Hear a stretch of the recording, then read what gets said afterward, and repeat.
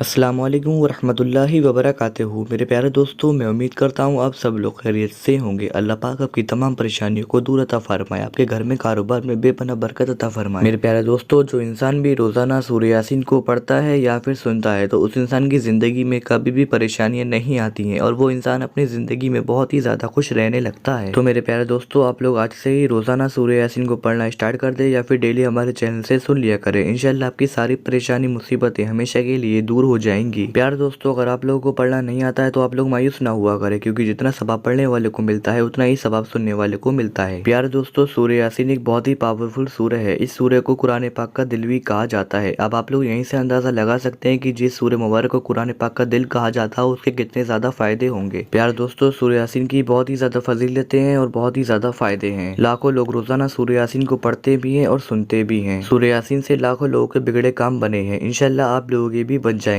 प्यारे दोस्तों, अगर आपका कोई कारोबार है, आपके कारोबार में बरकत नहीं हो रही, फायदा होने की जगह नुकसान हुआ जा रहा है, तो आप लोग आज से ही रोजाना सूरह यासीन को पढ़ना स्टार्ट कर दे या फिर डेली सुन लिया करें। इंशाल्लाह तबारक व तआला मुझे पूरी उम्मीद है आपके कारोबार में बेपनाह बरकत होने लगेगी। प्यारे दोस्तों, अगर आपके घर में, कारोबार में, दुकान में कहीं पे भी किसी ने जादू बंदिश करा दी है तो आप लोग रोजाना सूरह यासीन को पढ़ा करें या फिर डेली सुना करें। इंशाल्लाह जादू बंदिश हमेशा के लिए खत्म हो जाएगी। तो चलिए मेरे प्यारे दोस्तों, अब आप लोग अपने मकसद को अपने दिल में रखिए। मैं आप लोगों को सुना देता हूँ सूरह यासीन। आप लोग दिल लगाकर और पूरे यकीन के साथ सिर्फ इसे सुन लें। इंशाल्लाह चंद दिन नहीं गुजरेंगे और आप लोगों को इससे फायदा दिखना शुरू हो जाएगा। तो चलिए मैं आप लोगों को सुना देता हूँ सूरह यासीन। पर उससे पहले मेरे प्यारे दोस्तों, अगर आप लोगों ने हमें अभी तक सब्सक्राइब नहीं किया है तो जल्दी से हमें सब्सक्राइब कर ले और हमारी इस प्यारी सी वीडियो को दिल से लाइक करके कमेंट बॉक्स में आमीन जरूर लिखिएगा और हमारी इस प्यारी सी वीडियो को अपने तमाम दोस्तों तक जरूर शेयर करें। प्यारे दोस्तों, अगर आपकी शेयरिंग की वजह से किसी एक इंसान ने भी इस सूरह मुबारक को सुन लिया तो इसका सबब आपको भी मिलता रहेगा जब तक ये वीडियो चलती रहेगी। तो जल्दी से इस वीडियो को शेयर करें और इस वीडियो के अंदर सूरह यासीन को दिल लगाकर और पूरे यकीन के साथ सिर्फ सुन ले। इंशाल्लाह तबारक व तआला मुझे पूरी उम्मीद है आपके कारोबार में बेपनाह बरकत होने लगेगी और आपकी सारी परेशानियां मुसीबतें हमेशा के लिए दूर हो जाएंगी। आप अपनी जिंदगी में बहुत ही ज्यादा खुश रहने लगोगे। तो ये लीजिए मेरे प्यारे दोस्तों, आप लोग सुन लीजिए सूरह यासीन दिल लगाकर पूरे यकीन के साथ। बिस्मिल्लाहिर्रहमानिर्रहीम यासीन वल क़ुरआनिल हकीम इन्नका लमिनल मुरसलीन अला सिरातिम मुस्तक़ीम तंज़ीलल अज़ीज़िर रहीम लितुन्ज़िर क़ौमन मा उन्ज़िर आबाउहुम फ़हुम गाफ़िलून लक़द हक़्क़ल क़ौलु अला अक्सरिहिम फ़हुम ला युमिनून इन्ना जअलना फ़ी अअनाक़िहिम अग़लालन फ़हिय इलल अज़क़ानि फ़हुम मुक़महून वजअलना मिन बैनि ऐदीहिम सद्दन व मिन ख़ल्फ़िहिम सद्दन फ़अग़शयनाहुम फ़हुम ला युबसिरून वसवाअन अलैहिम अअन्ज़रतहुम अम लम तुन्ज़िरहुम ला युमिनून इन्नमा तुन्ज़िरु मन इत्तबअ अज़्ज़िक्र व ख़शिय अर्रहमान बिलग़ैब फ़बश्शिरहु बिमग़फ़िरतिन व अज्रिन करीम इन्ना नहनु नुह्यिल मौता व नक्तुबु मा क़द्दमू व आथारहुम व कुल्ल शैइन अहसयनाहु फ़ी इमामिन मुबीन वضرب لهم مثلا أصحاب القرية إذ جاءها المرسلون إذ أرسلنا إليهم اثنين فكذبوهما فعززنا بثالث فقالوا إنا إليكم مرسلون قالوا ما أنتم إلا بشر مثلنا وما أنزل الرحمن من شيء إن أنتم إلا تكذبون قالوا ربنا يعلم إنا إليكم لمرسلون وما علينا إلا البلاغ المبين قالوا إنا تطيرنا بكم لئن لم تنتهوا لنرجمنكم وليمسنكم منا عذاب أليم قالوا طائركم معكم أئن ذكرتم بل أنتم قوم مسرفين وجاء من أقصى المدينة رجل يسعى قال يا قوم اتبعوا المرسلين اتبعوا من لا يسألكم أجرا وهم مهتدون وما لي لا أعبد الذي فطرني فإنه فطرني وإليه ترجعون أأتخذ من دونه آلهة إن يردنا الرحمن لا تغني عني شفاعتهم شيئا ولا ينقذون إني إذا لفي ضلال مبين إني آمنت بربكم تسمعون قيل ادخل الجنة قال يا ليت قومي يعلمون بما غفر لي ربي وجعلني من المكرمين وما أرسلنا على قومه من بعده من وجود من السماء وما كنا منزلين يا كانت إلا صيحة واحدة فإذا هم خامدون يا حسرة على العباد ما يأتيهم من رسول إلا كانوا به يستهزئون ألم يروا كم أخلقنا قبلهم من القرون أنهم إليهم لا يرجعون وإن كل لما جميع الذين محضرون وآية لهم الأرض الميتة أحييناها وأخرجنا منها حبا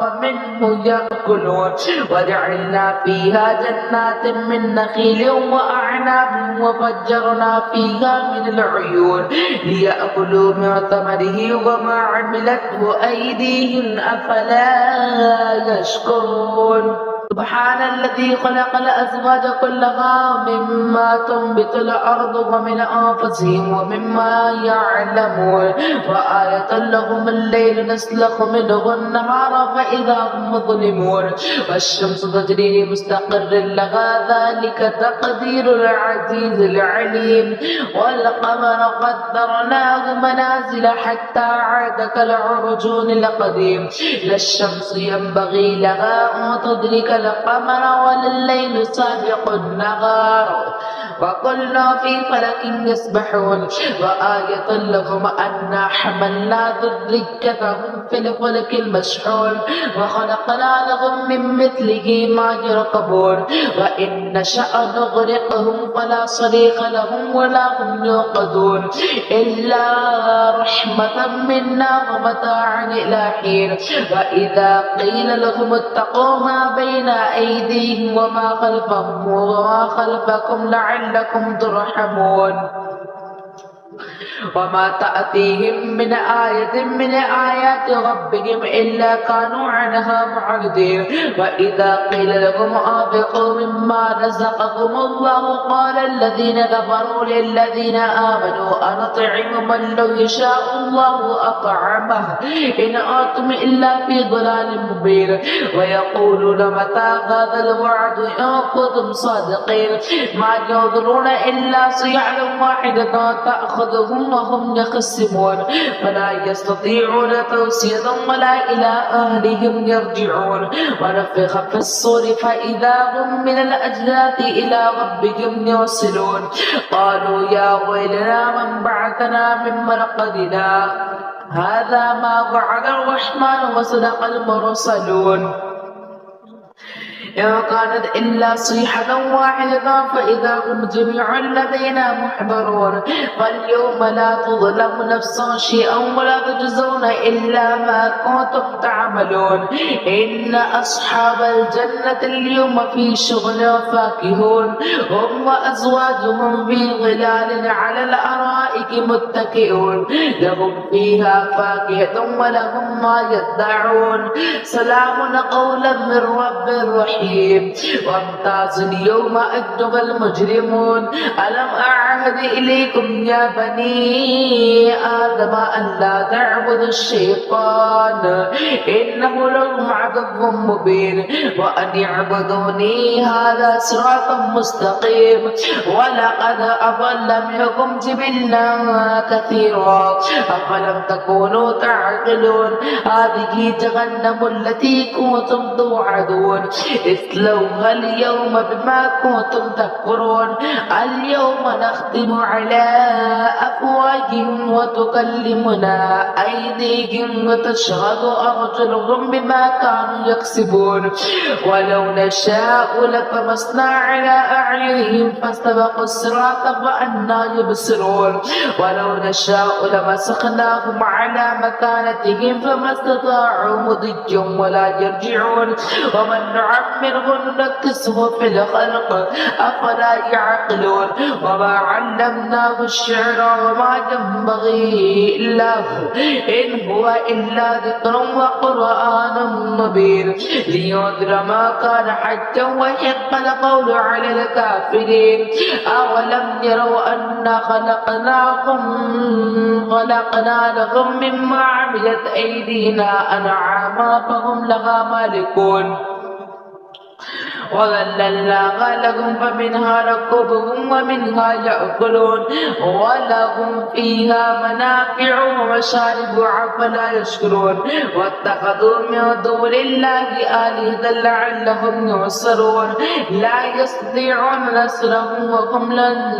لهم جند محضرون فلا يحزنك قولهم إنا نعلم ما يسرون وما يعلنون أولم ير الإنسان أنا خلقناه من نطفة فإذا هو خصيم مبين وضرب لنا مثلا ونسي خلقه قال من يحيي العظام وهي رميم قل يحييها الذي أنشأها أول مرة وهو بكل خلق عليم الذي جعل لكم من الشجر الأخضر نارا فإذا أنتم منه توقدون أوليس الذي خلق السماوات والأرض بقادر على أن يخلق مثلهم بلى وهو الخلاق العليم إنما أمره إذا أراد شيئا أن يقول له كن فيكون فسبحان الذي بيده ملكوت كل شيء وإليه ترجعون